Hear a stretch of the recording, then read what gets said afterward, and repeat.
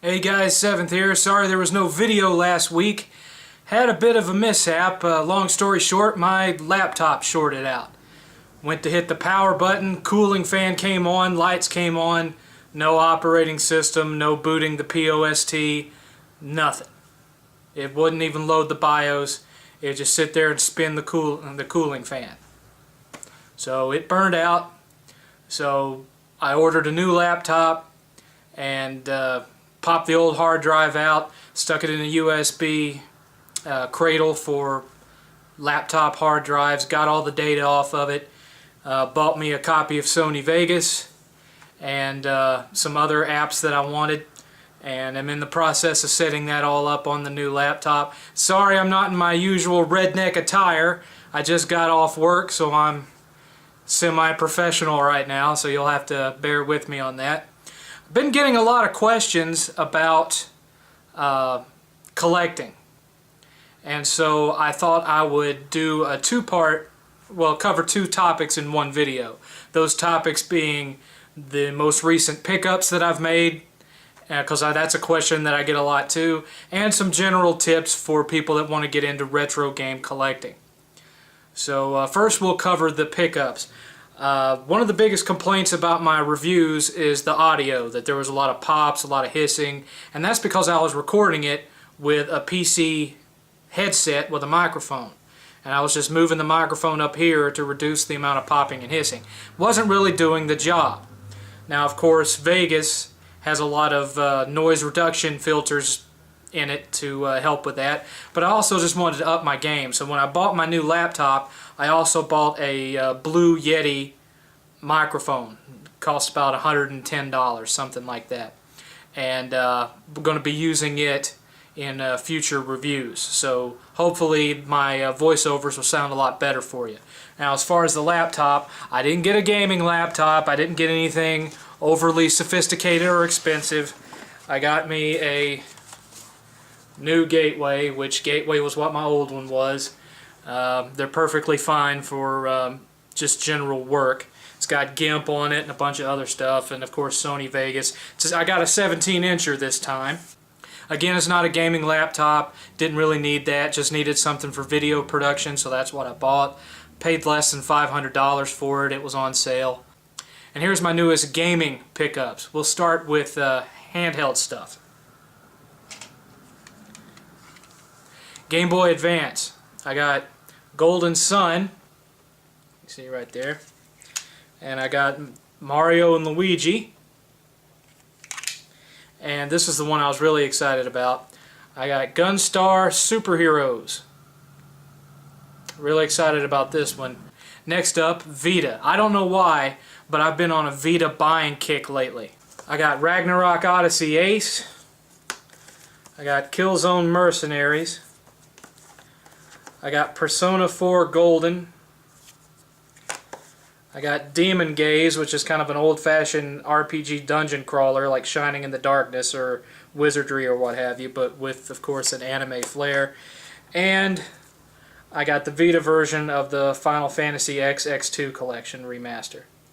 So those are my Vita pickups that I've made recently. There's a couple of other Vita JRPGs I want to pick up too. When they, one of them's already out and a couple others are coming out soon. I'm a big JRPG fan, as I've mentioned before, so that's the main thing that I play on handhelds is JRPGs. Haven't picked up a lot for NES lately. I've only picked up two. I got Hudson Hawk.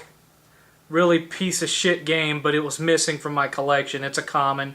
It ain't worth nothing, but I was missing it, so I picked it up. And another one that's not an uncommon or a rare, but I was missing it, is Rockin' Ball, which it's a pinball game. So those are my two new NES pickups. I've made 3 recent Genesis pickups, only one of them being an uncommon. The other 2 are commoners. And that's Sword of Sedan, piece of shit game, but I love the blood and gore and it's hilarious. And Shadow of the Beast, which is a classic that's getting ready to have a remake coming out for the PS4 and I believe the Xbox One as well. And then the uncommon. You ready for this? Check this out. Teenage Mutant Ninja Turtles The Hyperstone Heist, complete in the box with manual and everything. This one I'm really happy about. I still don't have Turtles in Time for the Super Nintendo yet. I'll be picking that one up soon. But this was definitely one that I'd been looking forward to getting for a while, and I finally snagged it, so happy about that. PS3 pickups. I only made one recently, and it was from a fan who requested it. And I happened to be at the Gamers Alley. Once again, I go there about once a week. And they actually had a used copy and sold it to me for $6.99. This is supposed to be the worst game released in the 7th generation. I have not played it yet. I'm going to find out though, and that is Ride to Hell. So I'm going to put myself through this torture for you guys, and I will film the results. I'm not expecting greatness. Next up, movies. I only picked up 2 movies recently, and that is the 3D edition of Godzilla on Blu-ray. Loved this movie. And the 3D edition of Captain America 2. So those are my new movie pickups. Xbox One pickups. Nothing. Haven't bought shit. Only new one out recently was Titanfall, and didn't give a shit about Titanfall. I buy all my multiplats on PS4. Of course, I'm looking at Forza Horizon 2, I'm looking at Sunset Overdrive, and I'm looking at the Halo Remastered set. Those will probably be the next pickups I make for it, because Xbox One's going to be an exclusive only machine for me. I did purchase an Xbox game, the original Xbox. I got the reboot of The Bard's Tale, which you can also get on PS2, but the Xbox version looks better than the PS2 version, so I got it on Xbox instead. Now, I've made that point clear to you guys before. I liked the original Xbox. It was still a fail, but I liked it. There's some great games on it, like Knights of the Old Republic being one that stands out, Jade Empire, Shenmue 2. There are some great games on that system. And so, you know, I enjoy that one, and I still buy for it when I come across one that I'm missing. But anyway, PS4 pickups. But despite the crappy reviews, this was on clearance, and so I picked it up. This is Bound by Flame for PS4. And also, because I already had the first 2 in the series, I picked up the new Transformers game. And I picked up, of course, Diablo 3. I love the Diablo series, but you know what? This is going to sound crazy to you PC guys. I know this. But what Diablo 3 makes me realize is how much I miss the Champions of Norath series on PS2. Come on, SOE. Come on, Sony. Give us a new Champions of Norath on PS4. I'm asking for it. I'm demanding it. I want a new Champions of Norath. Resurrect that series. Let's bring it back. It ain't going to be that expensive to develop. The original didn't have anything in the way of big flashy cutscenes or any of that crap. It was pure game. Let's go. Let's get it going. Get that sucker out. I want to play it. But anyway, that's my PS4 pickups. Now we're going to get into some older stuff, and this is going to segue into some advice on retro game collecting. How you collect depends on what your motivation is. If you're collecting because you want a collection that's going to skyrocket in value, then you're not the type of collector that I am, and I can't really give you a whole lot of advice there. There are guys out there who, when they buy a game, one, they're looking at its rarity, they're looking at what it currently retails for, and they will go to garage sales and yard sales looking for some poor old grandma whose son went to college 20 years ago and left a box of games up in the attic, and she don't know what she's got and what she don't, so she sticks $1 each on all of them and sits them out on the table, and you go and you flip through them and you find that rare game that's worth a couple $100. You don't tell her. You just buy the whole box so she thinks she's really done something great, and then you take the ones you already got and you trade them in, and then you take the one that was worth $200 and you go and get it graded. What they also do is there's guys out there that they won't buy it unless it has all the original packaging, so they can go and get it graded, and then they put it in some airtight plastic case and never take it out. That's not me. I'm a gamer. I want to play these games. I don't just want to look at them on the shelf. So if I'm looking at a game that I really want, and I see that I can buy it disc only with no case and no manual for 30 bucks, or I could buy one that's full complete like new for 150 bucks. I'll spend the 30 bucks and take care of the packaging myself, because it, you know, even me who mainly only cares about being able to play the games, even I want it to look good when it's on the shelf. And just having a disc in a plain jewel box looks like shit. If you've watched any of my old collection videos, you'd see I had this big old stack of Sega CD games that had no labels on them or no nothing. It's like 20-something games that was just compressed into a space this big simply because I didn't have the original cases for them.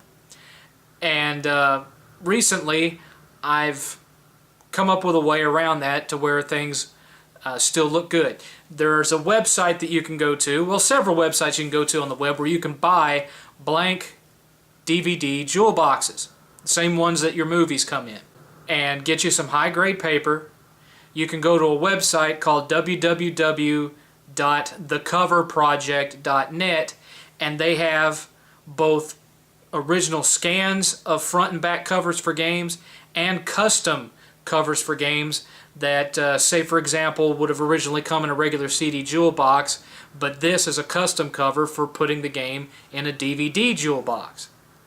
And once you print them out, if you've got a good quality printer and you slide that cover in there, even though that game might never have been released retail in a DVD case, it looks like something you bought in a store. It looks brand new, and it gives it a uniformity on the shelf. You know, everything just kind of looks symmetric and clean and neat instead of having all these different shaped boxes. And the worst offenders are the Sega CD games and the Sega Saturn games and the original games that came out for the PS1. That, you know, they came in those big ginormous plastic cases where the hinges would break and the little clasps that hold the disc. You just give it the slightest nudge and the disc would fall off and get all scratched up inside the case, and the front and back were really prone to getting easily scratched up and cracked and broken. And so even if I do find a game for one of those, and that's in one of those type of cases that's complete, I will still get a DVD case, print a cover, and put it in that, and then I put the original boxes in storage. Simply because they break so easy and they get damaged so easy, and they take up a lot of space on the shelf. And then with Sega CD, you had some games that came in a cardboard case with just a jewel box in it. So you had all these different kind of shapes of cases, and then with PS1, some of the big boxes, some of them jewel boxes, that it's hard to have everything look uniform on your shelf because you got 3 or 4 different size boxes on there. So this is what I came up with, and I wanted to show you. I'm just going to start out with a Sega Saturn game, and this is an uncommon. It'll cost you disc only about $50. If you want it in the original box with the manual and everything, it's well over $100. And it's a Japanese RPG exclusive to the Saturn. It's called Shining the Holy Art. And if you look at this, I made this myself. This is a DVD jewel box, and if you look at it, it looks nice and clean. It's all one piece. It's got the back stuff on it too, and it looks like something you would have bought in store. And then of course you open it up, and there's the original games, not a bootleg. This is the real deal. See there? That's the original disc. It's not a bootleg. It's not something I burned myself. And you can print these out. You can buy these boxes 100 to a case for about $30. And let me tell you, they look really fantastic on the shelf, and it saves you a lot of money as opposed to buying the original boxes. All you have to do is make sure that you find a disc that doesn't have any scratches on it and doesn't have disc rot. Disc rot is the worst. Now what disc rot is the stuff on the inside of the disc that's bound between the 2 layers of plastic. If it's exposed to too much sunlight, too much oxygen and whatnot, that stuff starts to corrode on the inside of the disc. And the way you can tell if you've got disc rot or not is you just hold the disc up to a light like this. And if you see any little pinpricks where the light is shining through the disc, so it looks like you can actually see through a little hole in the disc, that's disc rot. and that'll make your disc skip all over the place, and eventually, as that advances, it'll make it unplayable. Now, they'll tell you that these discs have a shelf life of 30 years or what have you. I've got CDs that are well, on their way to being that old, music CDs from when I was a teenager. Still play like new. You just have to put them away. Don't be one of those gamers that takes the disc out of the system, sits it on the counter, and pops another one in, and then just leaves the disc sitting there. Take the game out, put it in the case, put the shelf back up, put it back up on the shelf, take the other game out. Never have more than one game out at a time. That way you don't get tempted to leave some big stack of discs lying on your entertainment center, because that shit will cause disc rot worse than anything you ever saw. It'll ruin your fucking discs. Take the disc out, put it in the box, put it back on the shelf. They'll last a long, long time. Trust me on this. Now, here's another example. Here's another rare RPG. This one, again, if you bought it complete in the box, would cost you over $100. This is Vi for the Sega CD. Now, again, look at the case. Now, this one, this was a Working Designs RPG, and for you guys that haven't been collecting all that long, Working Designs was the X-Seed of their day. They would bring out special editions of games that they had converted over or brought over from Japan and recorded English dialogue and all that for it. And they would come out with these special editions back before there was really anyone else doing special editions. They were one of the pioneers of it. And they would have these nice foil covers, these reflective foil covers, and the manuals were full color and had new original artwork and had production design notes. And sometimes they come with a cloth map and other little doodads, one of the most famous ones being Lunar for the PlayStation 1, when they brought it to the PlayStation 1. That was a really popular, sought-after collector's edition. But this same company brought this game over. It's a really great classic-style turn-based JRPG for the Sega CD. And again, you look here, it's even got the Working Designs logo right here. And just looks nice and neat. And you got your cover with all the original text and artwork. And again, it looks like something you bought in a store. Another example. Now this one is really good. For you guys out there who are TurboGrafx 16 collectors, you will find that the cheapest way to buy a TurboGrafx 16 is just to buy the HuCard. There's no one out there that's selling replacement TurboGrafx 16 cases that have the little slot that the HuCards go into. There's just not. All you can get are custom-made ones where you carve off the little spindle that the disc goes in, and you stick some little Velcro in there, and you stick the other piece of the Velcro on the little plastic sleeves that the games used to come in, and you're basically Velcroing it into a regular CD case, and then you print the replacement labels. I don't like to do it that way. It just doesn't look as good, so I still go with the DVD boxes.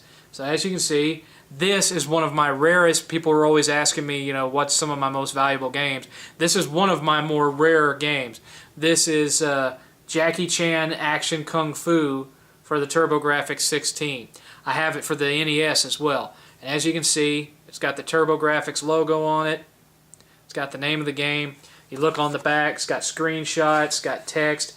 And this one I actually made myself because they didn't have one on the coverproject.net. So I got some high quality images off of Google, took one of the other covers they did have as a template, and with GIMP just replaced all the stuff with the original text and my own pictures that I got off Google. And here's how you deal with it as far as TurboGrafx 16 games. It's real simple. When you open it up, HuCard is held in place by the little clip where the instruction manual would normally go. They don't slide out, they don't get damaged. You just take it, slide it in, doesn't go anywhere. See? Doesn't slide out, holds it right in place without damaging the game. Saves you a lot of money. I paid $50 for this with no case and no manuals, just the HuCard, $50. That was a year ago. Now, in just a year's time, if you go looking at the pricing on it, say on Amazon.com, HuCard only, $180. If you like to play, if you like to do more than just look at them on a shelf with the intention of eventually selling it all for some big cash payout, like you're buying fucking stock and you're just waiting for it to go up to sell for a profit, then what I'm telling you right now is not for you. But if you're someone that regularly plays your games and you want them to look nice, but you don't necessarily care whether it's the original casing or not, this is the way to go. You will save a lot of money doing it this way. That's the way I do it, and they look really nice on the shelf, let me tell you. So, I'm going to be recording some footage for some new reviews, and those will be coming soon. I still have a few things to finish setting up on my laptop. Not quite there yet, but it's getting there. Just got a couple of little things left to set up. I got to reinstall the Hauppauge software so I can do video capture, and then I'll be ready to go. So hopefully starting next week, I will have some reviews for you guys to see. Mostly retro stuff, maybe a PS4 game, maybe this horrible PS3 game, depending on how far I get into it. We'll have to see, but I'll definitely have some kind of review up next week. So until then, guys, this is 7th.